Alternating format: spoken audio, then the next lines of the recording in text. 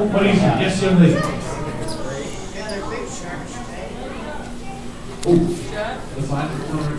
Very good. Yes, you just saw a mangrove whiptail stingray. There is a stingray.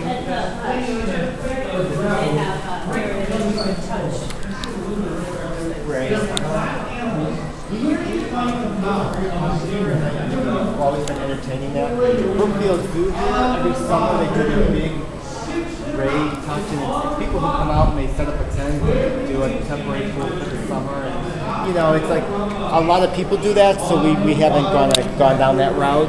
It's cool though, and it's a cool experience. But we haven't done it. And this is kind of at the end of the exhibit, but I don't understand this because fish jump out of my fish tanks. I don't know how fish are not jumping out of this, but sure. I guess they don't. Like I keep thinking that they. This is not that big of a jump for them. No, that looks like.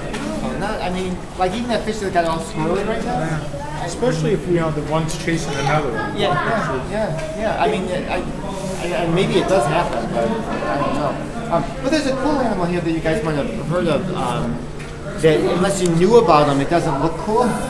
But it's called an archerfish. Have you guys heard of an archerfish? It spits the water. I don't know if they have, so I don't know. Yeah, well, an archerfish, what it does is if there's a bug that's sitting up here on the leaf, the animal, the fish, has specially adapted eyes so they can see below water, but they also can compensate for the difference above water. They can aim, and they have a trigger mechanism in their throat that they spit water with great accuracy, but also force to knock the insect off of the branch, and then they swoop up and eat it. But I gotta find out where a triggerfish, and you would never know it looking at the animal. They just look like normal.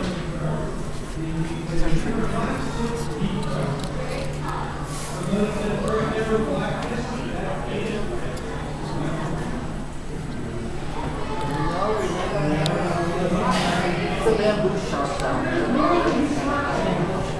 Oh, wow. Didn't even see it. And these animals live in that sort of that area between the ocean and inland, so it'll be called brackish water, sort of salt water like the ocean, sort of fresh water, called brackish in between. And then mangroves, you'll see them in Florida, you'll see them in the Philippines, Hawaii, in tropical areas. But what they do is their root systems hold in the